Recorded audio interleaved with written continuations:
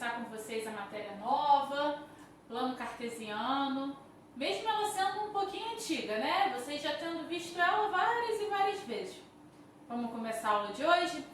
Então, agora a gente vai começar a falar de plano cartesiano, porque daí a gente vai começar a puxar outros conceitos. Primeiro vocês foquem bem, lembrem bem de plano cartesiano, porque as próximas matérias vão precisar que vocês lembrem dele, tá bom?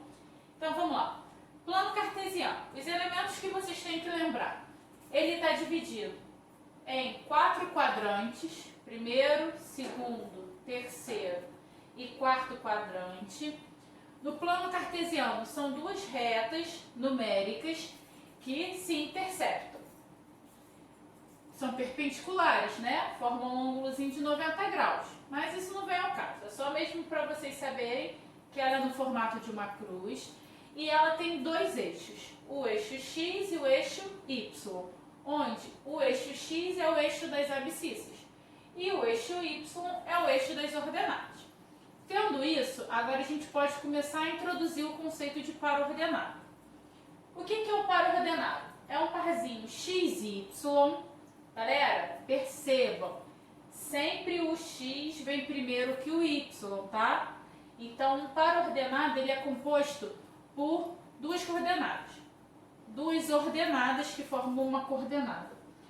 O X e o Y. A ordenada X e a ordenada Y. Por exemplo, se eu falo que o X é 1, o X está aqui no 1 e o Y está no 2. Então, a gente vai fazer um pontinho ligando o X, o 1 e o 2 e a gente vai ter a primeira coordenada, que foi formada a partir das ordenadas. Ou seja, das informações que o parzinho dá. Então, é a coordenada que marcamos no plano cartesiano. Então, dito isso, eu botei um exemplo aqui para a gente fazer junto. Ó. Marque os pontos abaixo no plano cartesiano. E estou dando o ponto A, o ponto B e o ponto C. Vamos começar a construir esses pontos para esclarecer aí todas as dúvidas que possam estar surgindo na cabeça de vocês? Então vamos lá. Primeiro o A, que é o ponto 1 e 2. Vamos lá, ponto 1 e 2. Vou mudar aqui a cor para ficar mais coloridinho, bonitinho. Então, o 1 está em quem? No X. E o 2 vai estar no Y. Então a gente vem aqui, ó. X está no 1 e o Y está no 2. Então a gente vai ligar pontinho, ó. Então aqui eu tenho ponto A. Já traçamos o nosso primeiro ponto. Agora vamos dar a cor de novo. Vamos fazer o ponto B. O X está no 0 e o Y está no 3. O X está no 0 e o Y está no 3. Então aqui em cima da linha a gente vai ter quem? O ponto B. E agora vamos fazer ali o ponto C. O ponto C eu tenho quem? O 3, que é o X, e o menos 2, que é o Y. Então vou lá. No X sendo 3 e o Y sendo menos 2. Então ele vai descer esse ponto, né? 3 e menos 2. Então esse cara aqui é o ponto C. Então a gente conseguiu fazer o que agora, galera? Conseguiu marcar os pontos no plano cartesiano. A partir daí, que vai ser a matéria que a gente vai ver lá da frente, a gente vai poder construir retas. Olha só, se a gente pegar esses 3 pontos, tá meio tortinho, né? Mas é por causa do desenho que eu fiz, tá, galera? A gente vai conseguir traçar uma reta. E sobre essas retas estarão os pontos que a gente encontrou. Certo? Então, essa é a parte de plano cartesiano. Agora a gente vai começar a ver a equação do primeiro grau. tudo é revisão, galera. Tudo é matéria que vocês já viram nas séries anteriores, tá? Porque a partir daí a gente tem que ter primeiro esse conceito de plano cartesiano, depois o conceito de equação do primeiro grau, para aí a gente juntar as duas coisas, o plano cartesiano com a equação do primeiro grau. Vamos lá para a próxima parte? Voltando aqui, agora a gente tem a equação do primeiro grau, que vocês também já viram. Então a gente só vai lembrar algumas coisinhas, os conceitos básicos de equação do primeiro grau. O primeiro delas é que ela pode ser escrito na forma ax mais b igual a zero. Essa, galera, é a forma genérica de vocês escreverem uma equação do primeiro grau. Detalhes importantes. A e b sempre vão ser números. E o x sempre vai ser a incógnita. Outra coisa, mas vocês perguntam, mas professora, e se for aqui ax elevado ao quadrado? Isso é uma equação do primeiro grau? Não. Aí a gente já tem uma equação do segundo grau. E a gente está estudando a equação do primeiro grau. E o que caracteriza a equação ser do primeiro grau? A incógnita dela sempre vai ser elevado a 1. Lembre-se, quando não tem ninguém aqui em cima é 1. Então, ela apresenta esse formato. O A sempre vai ter que ser diferente de zero. Porque se aqui, imagina, se aqui fosse zero, 0 vezes x, 0, vocês iam ter incógnita? Não, ela ia sumir. Então, o que ia acontecer? A gente não ia ter uma equação do primeiro grau. Então, da mesma maneira que o A não pode ser zero, o x também não pode ser zero. Porque se o x for zero, vocês estão atribuindo um valor para o x e vai subir a incógnita. Então, também a gente não vai ter uma equação do primeiro grau. Equação do primeiro grau, a gente vai ter que ter alguém que a gente não conheça, ou seja, a incógnita, a letra, o x, e ele sempre vai ter que ser elevado ao expoente 1. Ou sem o expoente, né, que é a mesma coisa. Quando não tem ninguém, ali está subentendido que aqui tem o 1zinho.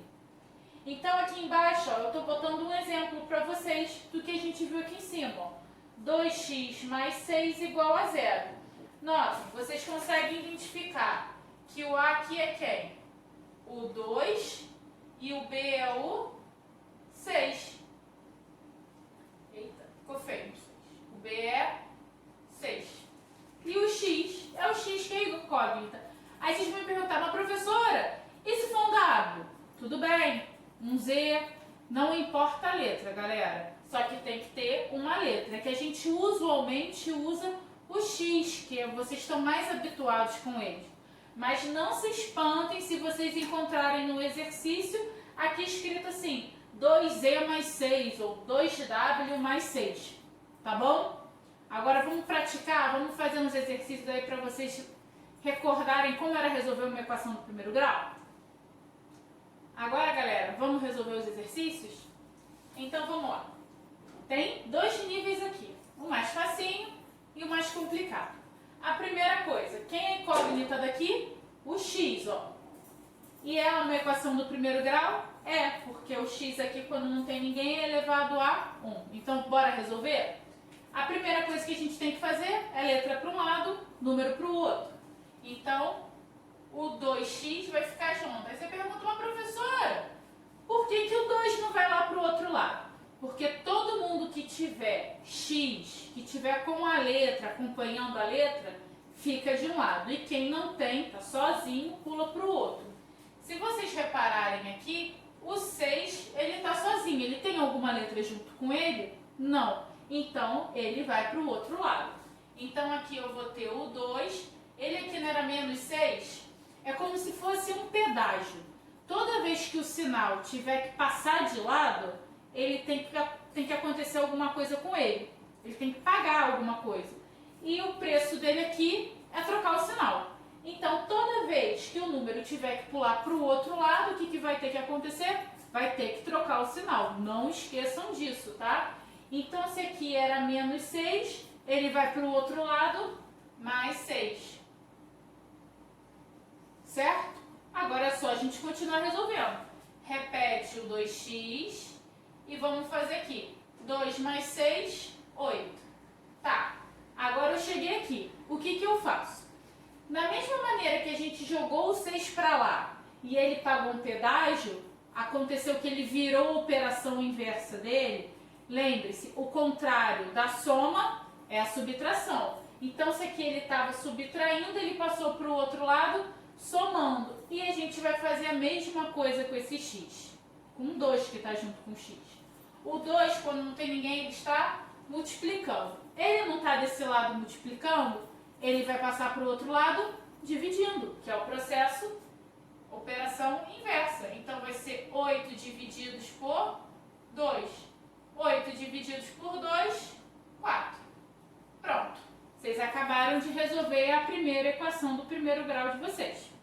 Aqui, né? Porque vocês já resolveram várias vezes lá nos outros anos. Então, lembre-se, não é tão difícil. Vamos agora para um exemplo que eu dei uma complicadinha para vocês. Coloquei alguns outros conceitos que vocês já viram. Então, aqui a gente tem um número na frente dos parênteses. Lembram? Vocês vão ter que aplicar distributivo. Então, eu vou repetir o 12. Aí você pergunta, mas professora, por que eu não faço logo o 12 mais 5 e depois eu aplico a distributiva? Vai ser mais fácil para mim. Mas vai estar errado. Lembra? Tem a força das operações. A multiplicação é mais forte do que a adição. Então, vocês primeiro têm que fazer a multiplicação para depois resolver a adição. Não esqueçam as forças, tá? Ó, mais forte é a raiz, a potência. Aí depois vem a multiplicação, a divisão. E por último vem a soma e a subtração. Tá bom? Não esqueçam disso não. Então, vamos fazer agora a distributiva aqui. 5 vezes 9, ó, mais com mais. 5 vezes 9, 45. Primeiro, 5 vezes y, 5y. Gente, não esquece, ó, é multiplicar e vocês têm que lembrar do sinal, ó, mais, quando não tem ninguém é mais. Mais com mais, mais com mais. 5 vezes 9, 45. 5 vezes y, 5y. Igual. Vamos fazer a mesma coisa do outro lado. Mais com mais. Não precisa colocar, né? 6 vezes 11, 66. Mais com menos. 6 vezes y, 6y. Vamos lá. Ela é uma equação do primeiro grau, onde a incógnita é quem? O y. Ela é o primeiro grau? É, porque o y aqui está elevado a 1. Quando não tem ninguém, ele está subentendido que aqui tem um 1zinho, tá bom? Agora a gente continua resolvendo. Só que o que a gente vai fazer agora? Letra para um lado, número para o outro. Então, desse lado aqui vai ficar quem? O 5y. Agora, a gente sempre está jogando quem está aqui para o lado de lá. Mas tem uma pessoa do outro lado. Pensem sempre que o sinal de igual é a divisão, tá? Ele que divide ali os dois lados.